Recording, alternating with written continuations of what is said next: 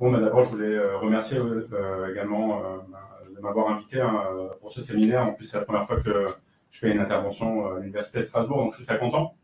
Donc, je vais pouvoir vous parler effectivement de plusieurs choses. Je vais recontextualiser aussi un petit peu la Mésoamérique et l'intermédiaire, effectivement, pour qu'on puisse savoir un peu de quoi on parle. Donc, la présentation que je vais vous présenter, c'est la production de la rupestre à l'époque précolombienne en Amérique centrale. Et on va parler surtout des fonctions des sites. Bon, c'est vrai que la fonction des sites, avec la chronologie et l'affiliation culturelle, c'est toujours, quand on étudie la rupestre, une question assez complexe. Et bon, je vais proposer plusieurs interprétations pour la fonction des sites. Ils ne viennent pas toutes de moi. Hein. Je me fonde aussi sur la bibliographie et aussi sur mes recherches personnelles. C'est vrai au Salvador et au Costa Rica, et en reprenant effectivement les données d'autres chercheurs. Voilà. Donc, pour resituer, l'Amérique centrale est située entre les masses continentales de l'Amérique du Nord et du Sud. Hein, c'est l'isthme centra-américain.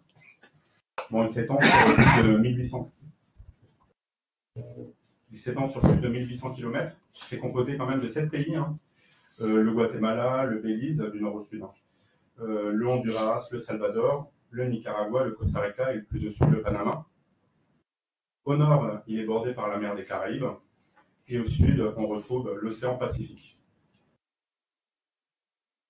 Le long de la côte Pacifique, qui est l'espace qui va plus nous intéresser, se développe l'arc volcanique d'Amérique centrale, avec des centaines de formations volcaniques variées et des volcans actifs, vous en avez quelques exemples là, répartis dans tous les pays. Ce volcanisme entraîne deux conséquences importantes pour l'activité humaine. Tout d'abord, il assure des sols fertiles, et donc propices pour l'agriculture et la sédentarisation, mais aussi il a engendré des cataclysmes, on le verra, avec un impact catastrophique pour l'occupation humaine.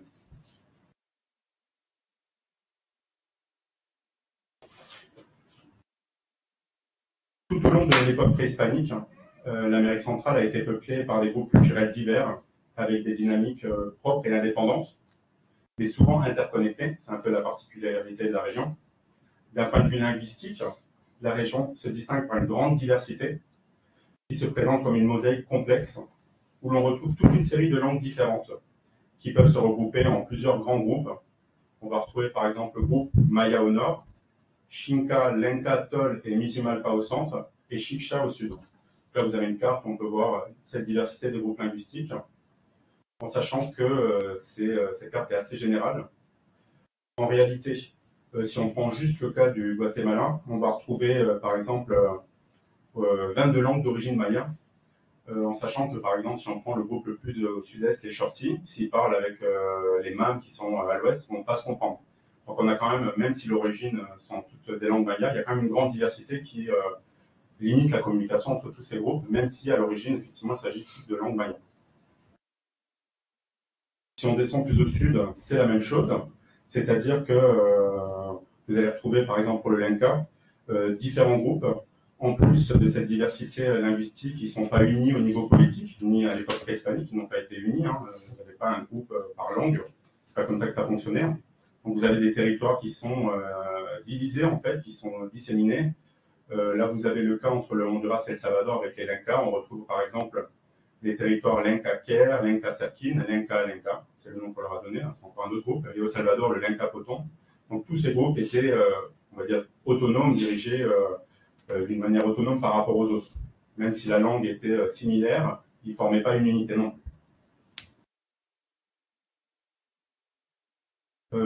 Toujours plus au sud, au Nicaragua, on retrouve, et au Honduras, bon, on a du mal à reconnaître les frontières de ces pays, mais c'est bien ce que vous voyez. On a aussi une mosaïque de territoires hein, alors ça c'est effectivement ce que j'évoque là, hein, c'est par rapport aux témoignages qui datent du XVIe siècle, hein, effectivement, hein, par les chroniqueurs hein, qui nous ont rapporté toute cette diversité linguistique qu'ils ont pu rencontrer au moment de la conquête et qui a été retranscrit dans ces cartes. C'est pareil, pour le Costa Rica, vous voyez là, on a différencié 11 groupes différents, donc des langues très différentes du nord au sud, avec donc une grande diversité. En fait. C'est ce qu'il faut retenir, c'est on a là une grande diversité. Avec la conquête et le métissage, au cours des siècles suivants, La plupart de ces langues ont disparu, à quelques exceptions près. Le groupe des langues mayas présente principalement au Guatemala et au Mexique est largement prédominant. Au Guatemala, il représente plus de 50% de la population, soit près de 7 millions d'individus. Si vous allez dans les pays, au Salvador, ça reste anecdotique réellement. C'est le nahuatl qui est parlé. Et au Nicaragua et au Costa Rica, il y a vraiment c'est un pourcentage très réduit de la population qui a conservé l'utilisation d'une langue native. On va parler maintenant des aires culturelles, ce qui intéresse notre propos également. Donc, dès le premier quart du XXe siècle, des chercheurs ont tenté de mettre en évidence des aires culturelles au Mexique et en Amérique centrale.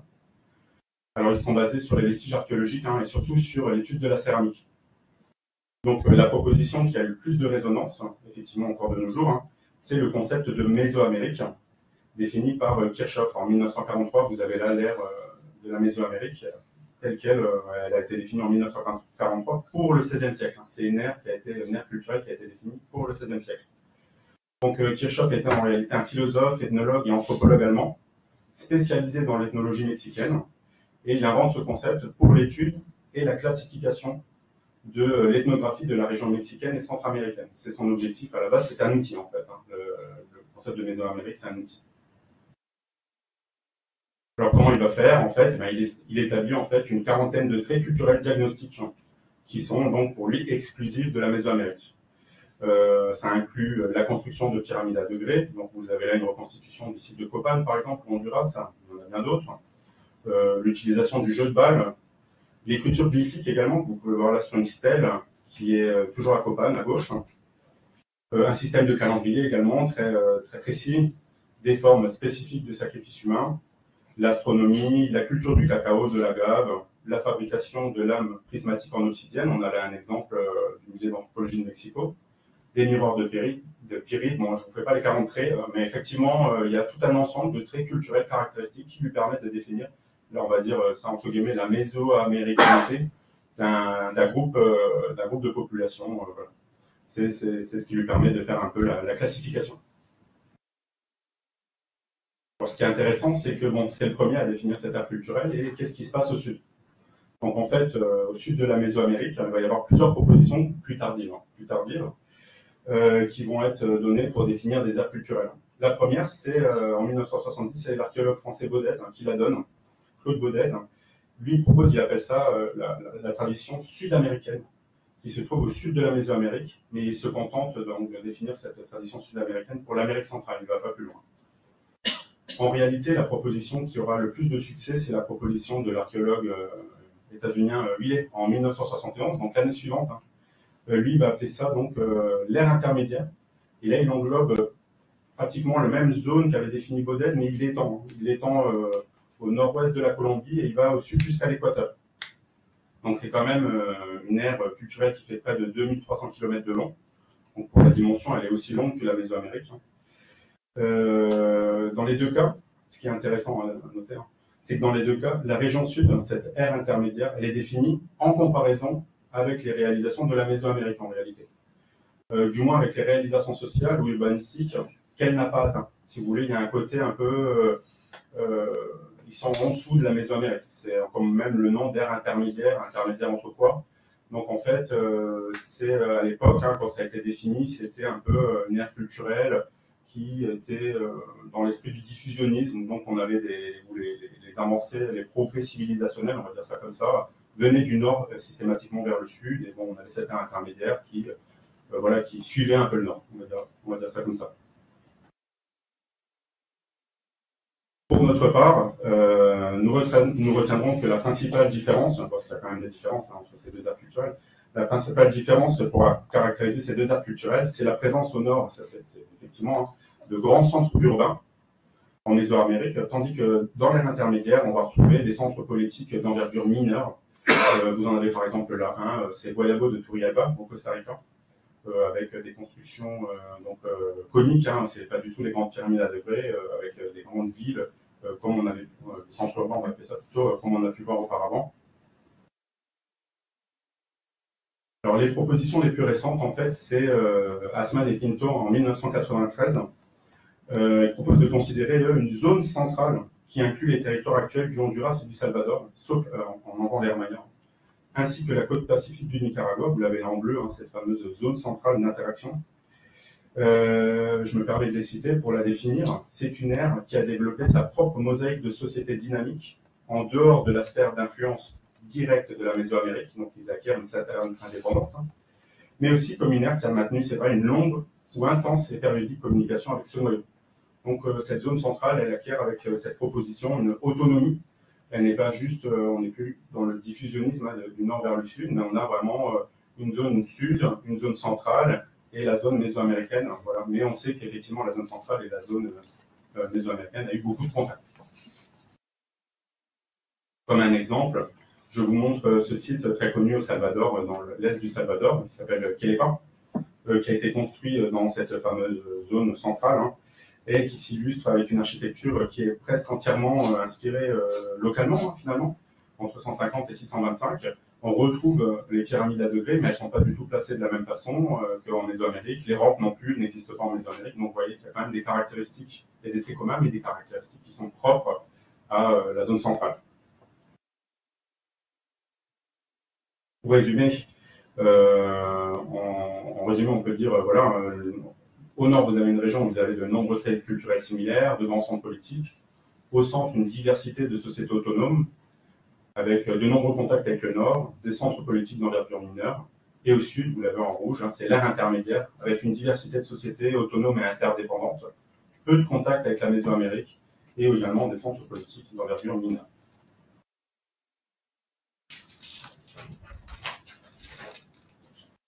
Alors, ce qui nous intéresse, c'est l'art rupestre.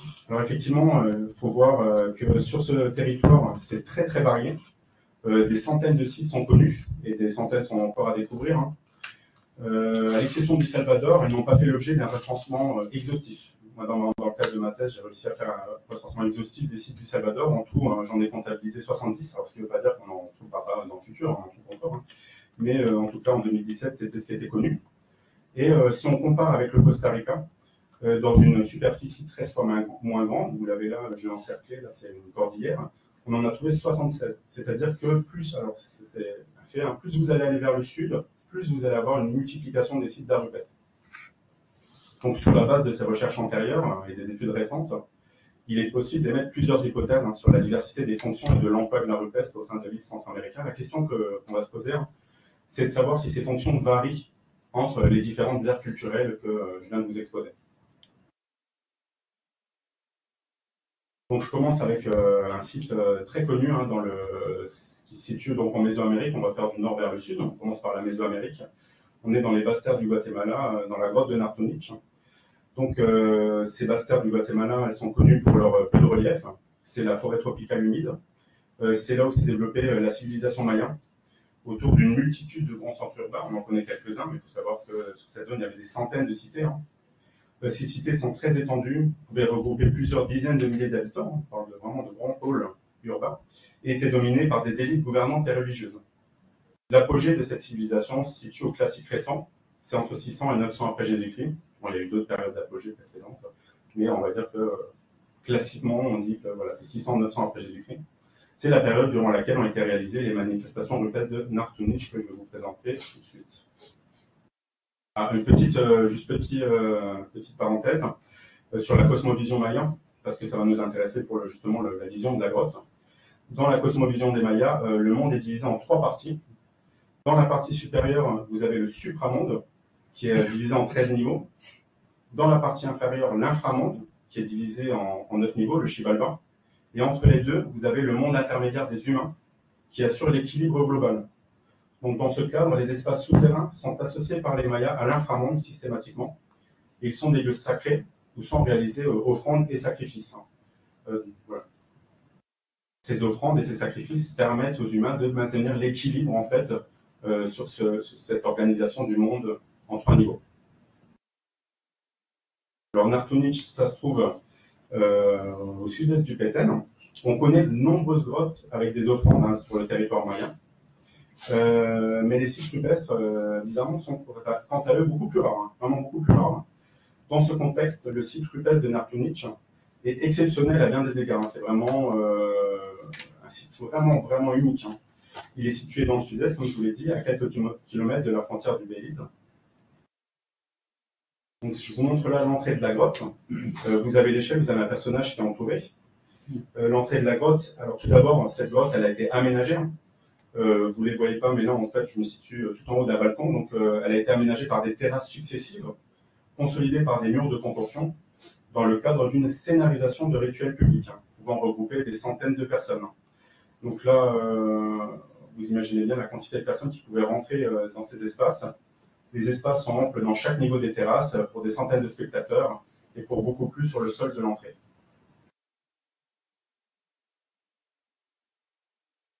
Alors c'est un cas unique aussi par la quantité de représentations, de manifestations rupestres que vous allez retrouver à l'intérieur. Alors les peintures sont dans la grotte, c'est-à-dire qu'on a vu l'entrée de la grotte, il y a une entrée avec un petit tunnel d'entrée qui là est réservé. Et toutes les peintures se retrouvent à l'intérieur. Là, c'est pas dans la bouche à l'entrée de la grotte, mais c'est vraiment, il y a une continuation de la grotte et on retrouve les peintures à cet endroit. Donc là, vous avez un total de 94, bon, les archéologues les ont appelés des dessins, qui ont été répertoriés. Il faut savoir qu'un dessin, ça peut être ou un motif ou un groupe de glyphes, parce que vous avez dans cette grotte, par exemple, 34 textes glyphiques qui regroupent à eux seuls plus de 500 glyphes. Encore une fois, un cas unique. Vous avez, par exemple, la représentation, le dessin 28, c'est l'écriture la plus longue, en fait, de glyphes qui est connue dans la grotte, qui doit faire presque 2 mètres de haut. Alors, qu'est-ce qu'on sait sur les fonctions de ce site? C'est ça qui va nous intéresser tout au long de cette présentation. Donc, les inscriptions, tout d'abord, on peut lire les glyphes mayas, donc elles nous apprennent le rôle joué par les élites dans la production rupestre et la réalisation de pèlerinages, mais là, on est bien, c'est pas à chacun qui va réaliser un pèlerinage ou écrire des glyphes dans le site de Nartonique. C'est vraiment l'élite. Donc, ces textes évoquent des événements, des personnages, des lieux. Certains textes présentent l'interaction entre les élites des cités mayas par le biais d'activités rituelles menées au sein de la grotte dans le cadre de pèlerinage. Mais je répète, c'est vraiment un site qui est réservé aux élites. On voit la qualité des peintures d'ailleurs. Qu'est-ce qu'on apprend encore par le biais des représentations? Des sacrifices. On a certaines scènes qui évoquent des autosacrifices qui étaient très, très connus chez les Mayas en fait, qui sont reportés dans d'autres contextes et qui ont là été faites, qui ont été réalisés. Ces autosacrifices, ils ont été réalisés au cœur de la grotte, on imagine, puisqu'on a ces représentations de personnages qui réalisent là, bon là, ils se percent le sexe avec des aiguilles de Raymanta. Le but étant de verser le plus de sang possible, voilà, au cours du rituel. Des autosacrifices, mais aussi des sacrifices. On a là une scène, c'est la peinture la plus grande de la grotte, qui fait 66 cm de haut. Là, c'est une scène de décapitation.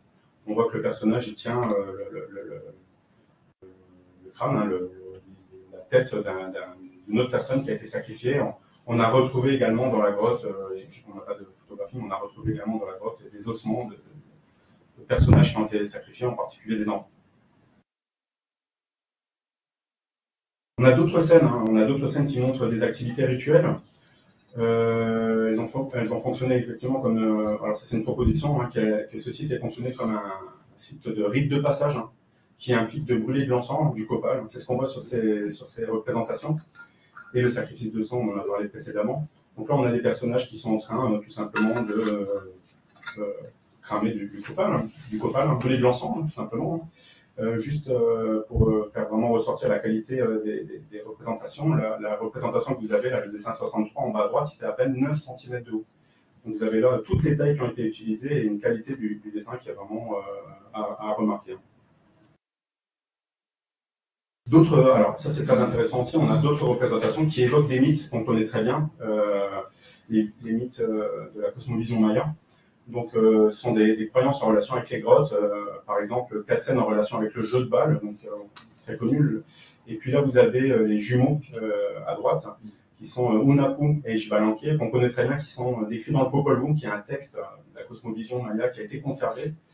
Et là, on reconnaît bien cette scène parce qu'elle est décrite dans le Popol Vuh, où les deux frères descendent jouer au jeu de balle contre les monstres de l'inframonde. Et ils discutent à un moment, et là ils sont représentés en pleine discussion effectivement dans l'inframonde, et c'est une peinture qu'on retrouve tout au fond de la grotte. Donc pour résumer, Dans Sébastère, ce site exceptionnel, quelles sont ses fonctions? On a la fonction de pèlerinage, toujours d'élite, je répète, d'auto-sacrifice, de sacrifice, des dates aussi, j'en ai pas parlé, mais il y a effectivement des dates qui sont inscrites, des activités rituelles, il y a rite de passage qui a été proposé, et l'évocation de mythes. Alors, il est important maintenant de parler des hautes terres du Guatemala, un autre site là, qui se trouve le long de la cordillère volcanique. C'est peut-être le site le mieux connu dans le pays, la Casa de las Golondrinas. Donc cette fois-là, les sites sont moins imposants dans les hautes terres, mais quand même, il y a une occupation très ancienne. Depuis à Caminalcuyú, vous avez une image en haut à droite, donc cette occupation, elle date déjà autour de 1600, 1800 avant Jésus-Christ. Donc des sites très anciens, mais qui n'ont pas atteint le niveau de développement architectural, on va dire, de celui des Basses Terres. Alors la Casa de las Golondrinas donc, se trouve en plein le long de la chaîne volcanique, qui borde effectivement la côte pacifique. La position géographique. Et puis voilà à quoi ça ressemble. Donc en fait, le site comprend pas moins de 225 peintures qui sont regroupées en pied de falaise. La falaise, j'essaie de vous la montrer, mais elle se trouve tout le long là. Donc elles sont regroupées là, concentrées sur certaines parois. L'activité rupestre sur ce site, elle s'est prolongée pendant près de 2000 ans. Donc il a eu des fonctions, vous imaginez bien, pendant 2000 ans, il a eu des fonctions très variées ce site. On a l'évocation de mythes, c'est ce qui a été proposé par certains archéologues, avec par exemple cette scène de zoomorphes qui tombent, où on retrouve des zoomorphes terrestres, aquatiques et aériens qui tombent. On imagine que c'est quelque chose peut-être qui se rapporte à une histoire qui se racontait en lien avec la falaise. On a également des dates. Des dates, ça c'est très clair. Alors là, on a, c'est la représentation de la date 8 pédernale, 8 silex, on va dire ça comme ça. Donc c'est une date qui se trouve autour de 1500. Donc vraiment, ces peintures n'ont pas du tout la même époque. On a exactement aussi l'attestation d'une activité rituelle comme lieu de réunion. Vous voyez là des personnages qui dansent. Peut-être relation avec le soleil. On a certains archéologues ont appelé ces personnages un anthropomorphe solaire. Et on a retrouvé aussi au cours des fouilles, pas les miennes, mais on a retrouvé au cours des fouilles des offrandes. Donc on sait que ça a été un lieu des offrandes ont été réalisées. Très intéressant également, le site a servi comme observatoire astronomique. C'est une des fonctions les plus anciennes et les plus notables. Cet observatoire fonctionne avec le lever du soleil. Il permettait, on pense, de déterminer l'arrivée de la saison des pluies et de prévoir l'époque des semences. Donc là, vous avez la zone, donc c'est la Bristol Roche qui est là, et vous avez sur le côté cette roche qui permet au soleil le matin de passer et d'illuminer sur la paroi les différentes peintures. Il manque une étude vraiment prolongée sur ce site pour vraiment comprendre comment ça fonctionne, mais en tout cas, ça ressemble beaucoup à un observatoire astronomique. Le culte à l'eau, également, c'est une des propositions qui a été faite. Il y a de nombreuses sources à proximité, et les sources étaient considérées dans la cosmovision maya comme un point d'entrée dans l'inframonde. Elles étaient en lien aussi avec la fertilité et la naissance. Pour résumer, donc, dans les Hautes-Terres, en Mésoamérique, vous avez de nouveau de nouvelles fonctions. Alors, comme dans les Basses-Terres, l'évocation de mythes, des dates, de l'activité rituelle. Le cas de l'observatoire astronomique est très particulier, et le culte à l'eau, à la fertilité et à la naissance. Cette fois, on va descendre plus au sud, on va rentrer dans cette fameuse zone centrale d'interaction. On va commencer avec le Salvador. On reste à la même époque, on reste toujours au classique récent, entre 600 et 900 après Jésus-Christ, un peu plus de 1000 ans. Il y a une date, un événement vraiment important qu'il faut connaître dans l'archéologie du Salvador pour pouvoir assumer les datations, en fait. C'est l'explosion d'un volcan. C'est l'éruption du volcan Ilopango. La date avancée, c'est 535 après Jésus-Christ. Alors ça a été une destruction massive, quantité de matériel propulsé dans l'atmosphère, 65 km3. Quantité de dioxyde de soufre, 160 mégatonnes de dioxyde de soufre. Enfin, tout ça pour dire que cet événement a eu pour conséquence le dépeuplement de la zone centrale du Salvador et des conséquences probablement sur tout le pays. Mais ce qui est intéressant, c'est qu'il permet aux archéologues de dater facilement finalement les vestiges, ou vous êtes en dessous de la couche de cendre, ou vous êtes au-dessus de la couche de cendre. Et donc là, je vous montre par exemple la dimension de ces couches de cendre. Près de San Salvador, elle peut faire 10 mètres de haut. Ce que vous avez à droite, hein, c'est très intéressant également, c'est en fait les sillons en fait, des champs de maïs qui ont été recouverts par la couche de cendre. La couche de cendre, elle est blanche. Et bon, voilà, hein, il y a des sites bien connus qui ont pu être très bien conservés par cette couche de cendre. Quand je vous parle de ça, il y a un intérêt quand même. C'est-à-dire que quand on étudie les sites rupestres, on a pu déterminer que en fait, beaucoup de sites rupestres qui ont un style commun se trouvent au-dessus de cette couche de cendre. Donc on peut dater ces sites assez facilement. Ils sont effectivement, donc, la datation qu'on a avancée, c'est entre 600 et 900 après Jésus-Christ, après l'éruption. Et effectivement, c'est un peu, après cette éruption, l'âge d'or de la production rupestre au Salvador. Dans le centre du pays, on a identifié effectivement 17 sites rupestres. On a identifié plus, mais là je parle de 17 sites rupestres avec une iconographie, une technique et des caractéristiques morphologiques similaires. Je vais vous les montrer, ces sites. Et après, on va déterminer leur fonction. Donc, ce sont tous des abris sous roche. Et la technique, elle est particulière. Hein. Ce sont des gravures qui sont peintes. C'est très facilement reconnaissable. Les surfaces d'accueil en face sont importantes. Donc, ça sous-entend que si, dans le cadre d'une activité de rituel, ces sites permettaient d'accueillir des groupes de personnes relativement importants. On a une proximité de l'eau qui est systématique. Peut-être une influence là de la Mésoamérique avec un éventuel culte à l'eau, à la fertilité, à la naissance comme en Mésoamérique. Difficile de le dire. En tout cas, on a la proximité. On a une saturation des panneaux, ce qui évoque des pèlerinages aussi réguliers. Et on a voilà, une prédominance des motifs non figuratifs qui pourraient évoquer effectivement des états altérés de conscience, un lien avec le chamanisme. Donc on n'a aucune tradition orale avec les groupes qui étaient situés dans cette région. Donc on peut difficilement en savoir plus sur ces sites. On est là vraiment dans l'analyse et des tentatives d'interprétation. Mais effectivement, la charge en motif non figuratif évoque effectivement plutôt des états altérés de conscience. Ça, c'est ce qu'on retrouve donc dans le centre du Salvador. Bon, il y a beaucoup plus d'autres sites, hein, je vous en évoque quelques-uns. Dans l'Est, on a le site le plus connu, c'est Corinto. Donc, c'est un site qui est très important. Vous voyez, la technique est complètement différente cette fois. Donc, c'est un abri sous roche avec des peintures rupestres.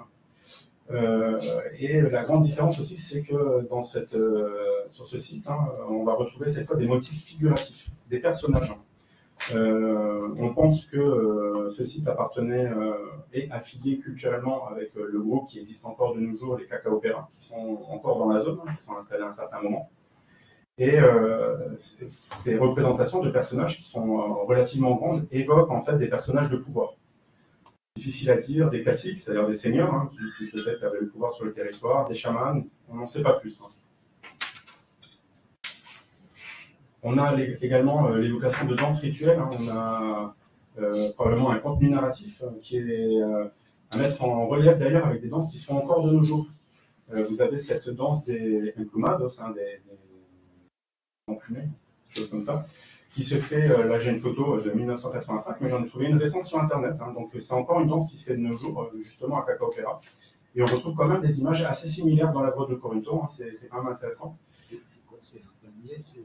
Difficile à dire. Est-ce que c'est une plante? Est-ce que c'est ces fameuses plumes? Bon, c'est peut-être un peu grand pour être des plumes, mais oui, ça peut être effectivement une plante. On ne sait pas trop ce que ça représente. Hein. Il y en a plusieurs qui sont représentés avec ce couvre-chef un peu particulier, mais après, savoir ce que c'est, ça reste quand même du domaine de l'interprétation. Il n'y a pas plus de détails, si vous voulez, pour dire c'est tel ou tel type de plante. Hein. Si on passe à l'époque suivante, post-classique ancien, hein, voilà, entre 900 et 1350 après Jésus-Christ, il y a quelque chose de très intéressant qui va se passer au Salvador. C'est-à-dire que vous allez avoir des groupes, des nouveaux groupes, des peuples qui vont s'installer en provenance du centre et de l'est du Mexique, qui vont donc voyager avec leur bagage culturel. Ils sont chassés un peu du Mexique. Et cette diaspora va s'installer au Salvador, c'est reconnu archéologiquement. Hein. Ce sont les groupes Nahuapipil. Hein. Ils vont s'installer dans l'ouest et le centre du pays. le principal site d'habitat, donc ils viennent de Mésoamérique. Ils s'installent dans le centre du Salvador et à l'ouest. Le principal site, voilà, c'est celui que vous avez devant les yeux, c'est Cihuatán. Par exemple, là, vous avez le jeu de balle en grande dimension. Donc, ce sont des personnes qui arrivent plus ou moins après 800 après Jésus-Christ et qui vont s'installer là et qui vont rester là. Donc, ces personnes, comme je vous le disais, elles viennent avec leur bagage culturel. Et en fait, il est intéressant de voir qu'elles apportent leur divinité. Oui, c'est pratiquement la principale divinité, c'est pas la seule, mais vraiment l'une des principales divinités, c'est Tlaloc, le dieu de la pluie. Chez les Nahuapipil, je vous en parle parce qu'on va le retrouver dans la rupestre. Alors c'est très caractéristique, là vous avez un encensoir, c'est très caractéristique, c'est les cercles autour des yeux, les moustaches et des dents effilées.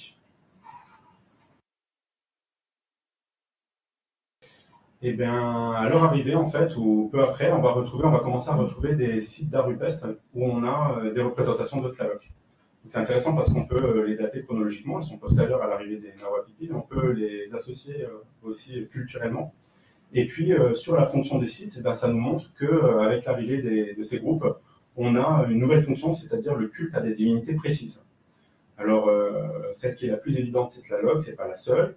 Effectivement, on reconnaît bien là, surtout avec les cercles autour des yeux, l'insistance sur les moustaches. Parfois, juste les yeux avec les cercles autour des yeux, c'est déjà Tlaloc. On a aussi de nouvelles représentations qui vont apparaître. C'est la représentation de sacrifices également. Donc, c'est assez rare, mais ça existe. Il y a 2 sites où on pense pouvoir identifier des scènes de sacrifice. Alors, bon, c'est pas très très clair sur cette scène. Je vous ai mis à côté une scène qui doit être comparable, toute proportion gardée, à Chichen Itza, où vous avez un personnage qui est décapité avec des serpents qui sortent du cou. Et là, on ne reconnaît pas bien la scène, la gravure est très endommagée, mais on a là un personnage qui est le bras levé, et on a ce qui peut être un autre personnage avec, on a l'impression d'avoir du sang qui jaillit de son cou, c'est peut-être une scène de décapitation. Et en bas, à droite, vous avez encore une fois le Tlaloc. Ça, c'est pour le Salvador. Il faut savoir que le culte à ces divinités précises, elle va se prolonger au Honduras et au Nicaragua dans la période suivante, entre 1350 et 1550, où vous avez par exemple le fameux Quetzalcoatl, le serpent à plumes. On va retrouver durant cette période des peintures de Quetzalcoatl sur des sites nicaraguayens, sur des sites honduriens. Donc on retrouve ce culte à ces divinités précises. Et là, il est intéressant de faire remarquer quand même que c'est une iconographie de l'élite mésoaméricaine. Elle n'est pas imposée dans la zone centrale, elle est reprise par l'élite de la zone centrale en réalité. Donc, je résume. Dans la zone centrale, les fonctions qu'on retrouve, elles ont varié en fait chronologiquement. Au classique récent, vous avez toujours cette activité rituelle avec le culte à l'eau, des pèlerinages réguliers, sûrement des états altérés de conscience, et la représentation de personnages de pouvoir. Au post-classique, vous allez plutôt retrouver des cultes à des divinités précises et la représentation de sacrifices. Et au post-classique, encore plus tardif, enfin récent, des cultes à des divinités précises de nouveau, mais on change de divinité. Et une pratique qui devient cette fois plus élitiste. Les sites sont plus difficiles d'accès, sont des abris qui accueillent moins de personnes. Donc là, on assiste à une pratique qui devient plus élitiste. Donc vraiment une variabilité de la fonction en fonction de l'époque, de la chronologie. On arrive dans l'ère intermédiaire. Dans cette ère intermédiaire, effectivement, on va s'intéresser au nord-ouest du Costa Rica, qui est la région la plus au sud où sont établis des groupes mésoaméricains. Mais cet établissement, il est postérieur au 8e siècle. Donc, ce nord-ouest du Costa Rica, en réalité, avant ce 8e siècle, il fait pleinement partie de l'ère intermédiaire. On va le voir, donc se sont installés dans cette zone une diversité de sociétés autonomes et interdépendantes et des centres politiques d'envergure mineure organisés en cacica. Alors, on a étudié une cordillère volcanique qui regroupe 6 édifices volcaniques majeurs. Et sur cette zone, au bout de 5-6 ans de travail, on a retrouvé 74 sites rupestres, comme je vous le disais au début, dans l'introduction. Ils ont été étudiés dans le cadre du projet archéologique Guanacaste. Ces sites, d'après nos recherches, la majorité a été réalisée autour de 300 et 800 après Jésus-Christ pour la datation chronologique. C'est ce qui est proposé. Donc là, vous voyez tous les triangles rouges, c'est tous les sites la diffusion des sites rupestres en fait, dans la cordillère de Guanacaste.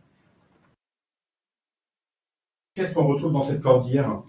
Au niveau de la fonction des sites, on a des représentations qui vont varier énormément. Ça va varier énormément d'un gisement à un autre.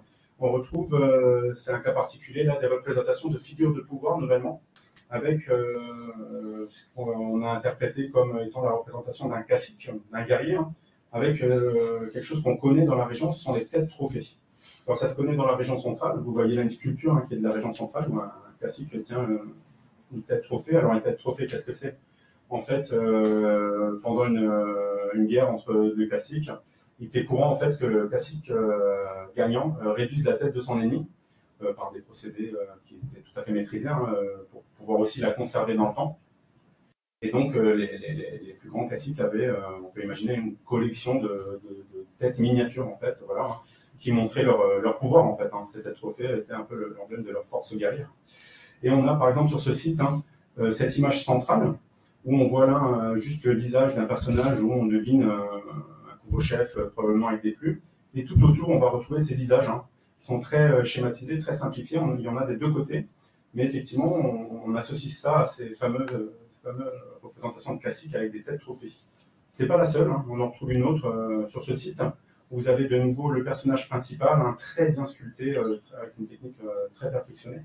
Et à côté, cette espèce de guirlande, on va dire ça comme ça, hein, de têtes trophées là, qui sont représentées.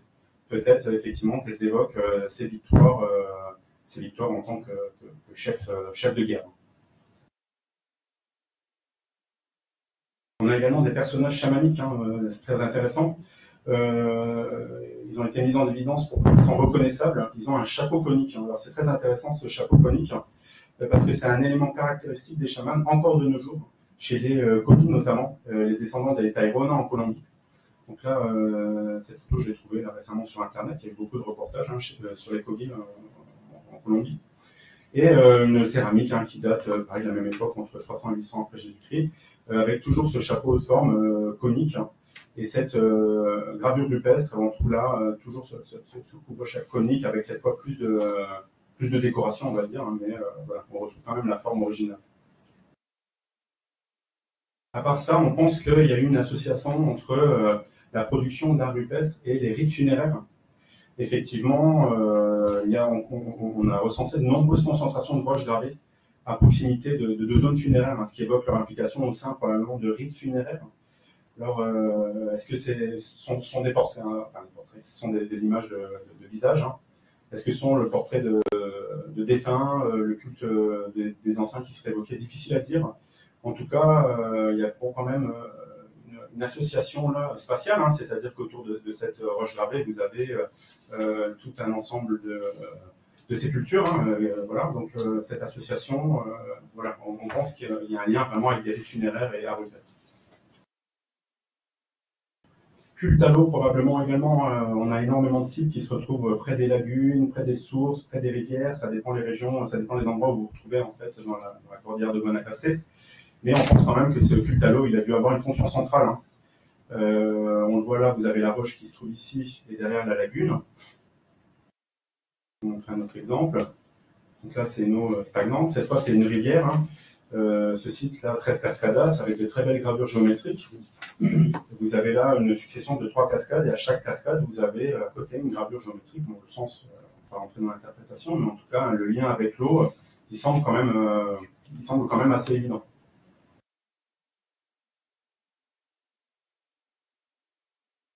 D'autres sites, c'est une proposition, on peut servir de limite territoriale. Hein. C'est ce qu'on pense de ce site, notamment l'Espagnola, où vous avez vraiment une rivière avec de chaque côté des ravins.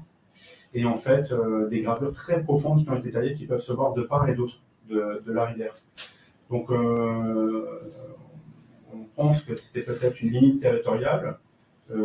Entre deux caciquas, peut-être une limite territoriale qui impliquait deux territoires aussi, hein, qui pouvaient impliquer un rituel pour passer d'un espace à un autre. Mais cette fonction de limite territoriale, c'est vrai qu'elle paraît sur ce site assez évidente.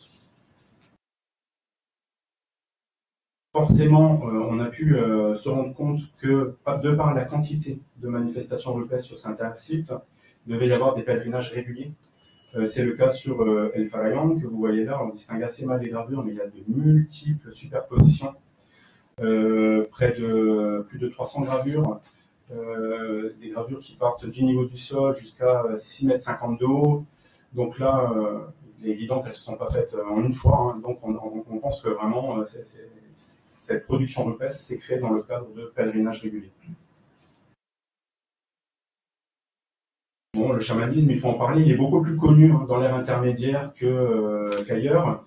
Et effectivement, on a des concentrations de roches voilà, où vous avez tout un ensemble de motifs non figuratifs très chargés, avec des spirales concentrées, des cercles concentriques, des associations de cercles concentriques, des lignes courbes, des lignes... Enfin, tout ce que vous pouvez imaginer, mais absolument rien de figuratif. Et donc, on a tendance, c'est vrai, à les associer avec des états altérés de conscience ou effectivement la pratique du chamanisme. Pour finir, l'évocation de mythes, alors ça c'est plus délicat, c'est plus rare également. Évocation de mythes, disons un contenu narratif, c'est le cas pour ce site particulièrement, où vous avez cet anthropomorphe qui est quand même une dimension impressionnante. L'échelle fait 50 cm en bas. Et vous avez à côté de cet anthropomorphe... Ça, c'est Santa Fe. Oui, Santa Fe, toujours au Costa Rica. Oui, toujours au Costa Rica. Et vous avez ces deux zoomorphes, là, ces deux peut-être desserts, hein, qui courent vers lui. Ce site se trouve au bord d'une rivière également. Donc, bon, c'est pareil, hein, on n'a aucune tradition orale qui est conservée par rapport à ces sites, hein, à ces manifestations rupestres. Mais c'est vrai que là, on a l'impression que... il y a la volonté de raconter quelque chose, un contenu narratif.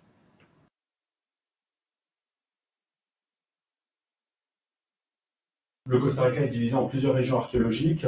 Je vous évoque là le cas de quelque chose qu'on retrouve uniquement dans la région centrale, il y a aussi des cas dans la région plus au sud. C'est l'utilisation de la fonction de marqueur urbanistique. C'est le site de Guaydabo de Turrialba. Alors ce site il est très connu au Costa Rica, dans la région centrale, c'est un site très ancien. Et en fait, vous avez sur ce site des roches gravées, beaucoup ne sont plus en place malheureusement, mais effectivement, vous avez sur ce site 36 roches gravées qui étaient directement intégrées au site. Il y a plusieurs propositions qui ont été données pour la fonction de ces roches gravées au sein, vraiment au cœur du site. Hein. Elles ont pu servir de signe ou de blason de rang social, de limite de zone d'activité. Limiter, par exemple, certains espaces sacrés. Voilà. Malheureusement, beaucoup ne sont plus en place. Voilà, difficile d'en savoir plus. Mais c'est quelque chose qui a été utilisé effectivement dans la région centrale. Enfin, pour résumer, donc dans l'ère intermédiaire, je répète juste les fonctions qu'on a pu voir. Hein. Donc la représentation de personnages de pouvoir, classiques, chamans, des activités rituelles, en particulier des rites funéraires, culte à l'eau, limites territoriales, donc marqueurs territoriaux, des pèlerinages réguliers, des états altérés de conscience, l'évocation de mythes, c'est plus délicat, hein, mais bon, on a quand même un exemple, et le marqueur urbanistique. Donc pour conclure, la pratique de la rupestre en Amérique centrale a été interrompue, il faut savoir, dans sa quasi-totalité avec l'arrivée des populations européennes au XVIe siècle. Le recours à cette pratique montre une grande disparité entre les différents groupes culturels. Si elle apparaît comme employée de manière quasi universelle, c'est un recours qui n'a pas été utilisé avec la même intensité ou fréquence, selon les époques et les zones géographiques, et dont les fonctions ont évolué dans le temps. Là, j'ai dit plusieurs choses, mais c'est vrai que c'est un phénomène qu'il faut prendre dans sa longueur également. Au classique récent, dans les basses terres mayas, les groupes humains établis au sein des grands centres urbains de la Mésoamérique ne produisent de la rupestre que de manière ponctuelle, en lien avec les élites gouvernantes et religieuses. Sa fonction est différente et plus variée dans les hautes terres, où elle est néanmoins toujours en lien avec des activités rituelles, notamment dans le cadre d'offrandes. Là, j'ai essayé de résumer encore une fois, donc une conduction ponctuelle, lien avec les élites, activités rituelles, et on peut avoir aussi le cas d'une justification d'un nouveau pouvoir, parce qu'on a des motifs qui recouvrent d'autres. Bon, d'ailleurs, je revenais en arrière. Cette fonction, elle va évoluer en fait au post-classique, avec par exemple le Salvador. On a vu le cas au Salvador, avec ces groupes qui arrivent du Mexique qui s'installent au Salvador. Ils emploient une nouvelle iconographie d'une élite guerrière étrangère sur d'anciens sites rupestres, cette production semble être orientée à la justification effectivement d'un pouvoir nouveau qui s'établit sur un territoire récemment conquis. Dans ce cas, le support privilégié n'est plus la grotte, effectivement, il y a un changement de support aussi, mais l'abri sous roche qui peut accueillir de petits groupes de personnes. Pardon. Pour la zone centrale, où les sites d'habitat sont composés de petites villes, je le répète, ou de grands villages, ça dépend comment on le voit, c'est une pratique plus courante et plus diffusée. Dans la société, elle doit avoir imprégné plus directement la vie religieuse des habitants dans le cadre de pèlerinages plus réguliers de courte durée, menés par des groupes restreints d'individus, en lien éventuellement avec le chamanisme. C'était un moyen également de territorialiser l'espace et de forger une cohésion profonde des groupes sociaux. C'est alors l'abri sous roche qui est le plus employé pour réunir plus facilement des groupes de plusieurs dizaines de personnes au sein d'espaces relativement ouverts. Donc là, je répète, production régulière, lien avec de petits groupes de personnes, chamanisme, activités rituelles. Enfin, dans l'ère intermédiaire, c'est un phénomène cette fois massif. La seule île d'Ometepe au Nicaragua, j'en ai pas parlé, mais voilà, il faut savoir, elle compte 1400 roches gravées. Dans la cordillère de Guanacaste au Costa Rica, on compte plus de 70 sites, soit autant que dans tout le Salvador, pour une superficie très grande. Dans ce cas de figure, la production rupestre doit avoir joué un rôle central au cœur des pratiques rituelles variées. Ce sont des roches, cette fois à l'air libre, qui sont isolées, ou en groupe, qui sont privilégiées. Donc vous avez un changement de support également quand vous changez d'air culturel, on peut dire ça comme ça.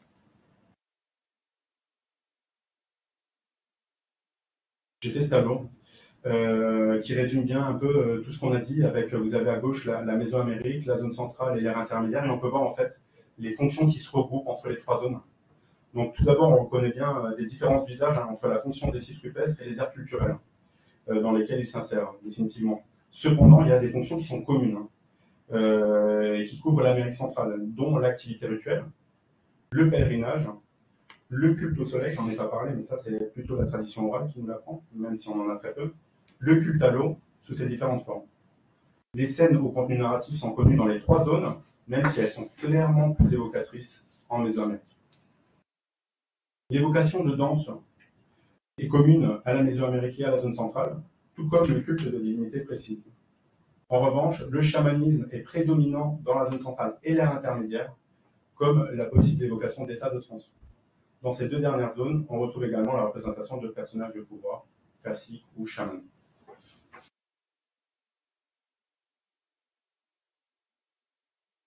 Alors, je voudrais faire le parallèle avec actuellement. De nos jours, certaines traditions font écho à ces anciens pèlerinages. Elles sont particulièrement vivaces au Guatemala. En effet, la présence de populations natives en Amérique centrale est majoritaire dans ce pays, comme je l'ai déjà dit, et c'est la raison pour laquelle certaines croyances et rites ont pu être en partie conservés. Ainsi, encore de nos jours, il est courant d'assister ou de retrouver des traces de rituels sur les sites archéologiques, sur certains sommets, à l'entrée de grottes et autour de certaines roches. Ceux-ci s'insèrent toujours dans le cadre de pèlerinages à plus ou moins longue distance pour répondre aux besoins qui peuvent émerger d'un individu ou de la communauté. Alors, il y a certains lieux qui sont privilégiés. Je vous donne là quelques exemples. Chichicastenango, c'est un sommet. El Baúl, c'est un site archéologique. Et Kumarcar, c'est une grotte artificielle sous un site archéologique. Il y a de nombreux rituels continus. Vraiment, dans ces trois sites, vous avez tout le temps, tous les jours, des rituels qui sont effectués. Donc des grottes artificielles creusées. Exactement, c'est creusé.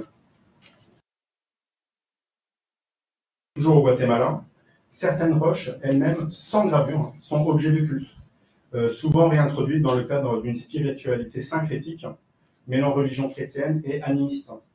C'est le cas d'un abri sous roche à proximité de la ville de Nahuala, où des rituels sont organisés par l'intermédiaire d'un prêtre ou d'une prêtresse, face à une roche naturelle qui émarge du fond de l'abri. Vous avez là l'abri sous roche, et vous avez la roche là, qui sort en fait vers l'avant, mais il n'y a aucune gravure sur ce site ni peinture. Il y a juste cette roche qui sort vers l'avant. Et donc au pied de la roche, on va faire des rituels. Encore un autre exemple, la Piedra de los Compadres, toujours au Guatemala. Il s'agit d'une roche en équilibre, cette fois, tout simplement. C'est assez spécifique quand même. Il n'y a aucune marque d'origine anthropique, mais c'est un site de pèlerinage. D'ailleurs, c'est très intéressant parce que c'est un site de pèlerinage en chemin à un autre site de pèlerinage, qui est la basilique d'Esquipulas, un haut lieu du pèlerinage catholique au Guatemala. Donc voilà, vous avez donc cet ensemble-là de roches auxquelles on va réaliser des cultes. Un dernier exemple qui s'appelle la Piedra de San Andrés Semetabar. C'est vraiment un exemple très intéressant. C'est un site d'art rupestre, mais qui a été fait qui a moins de 40 ans en fait. Donc là, dans une tradition vivace de la culture maya. Gravé en écriture hiéroglyphique maya. On sait, j'ai terminé par savoir finalement quelle était la fonction de ce site. Je l'ai fait traduire en fait, et en fait j'ai parlé avec beaucoup de personnes et en fait ce site il remercie en fait la propriétaire d'un terrain qui a aidé une communauté toute proche. Et donc la communauté a décidé de graver sur cette roche pour remercier la propriétaire du terrain avec cet ensemble de 3 glyphes qui dit voilà Madame avec son nom et remercier. Voilà, donc c'est intéressant parce qu'on voit que c'est quand même assez exceptionnel, extrêmement rare aussi, faut pas non plus exagérer, mais on a encore une production d'art rupestre avec des hiéroglyphes mayas de nos jours au Guatemala. Bon, c'est le seul site que je connaisse, mais en tout cas, ce site il a moins de 40 ans, moins de 30 ans. Pour terminer, voilà, je voulais juste dire que les sites rupestres en Amérique centrale sont le témoin privilégié de la relation entre l'homme et la nature, dans le cadre d'une socialisation du paysage également, qu'il est urgent de faire connaître et également de protéger parce qu'il y a bien du travail à faire pour la protection des sites en Amérique centrale et partout dans le monde. Voilà. Merci.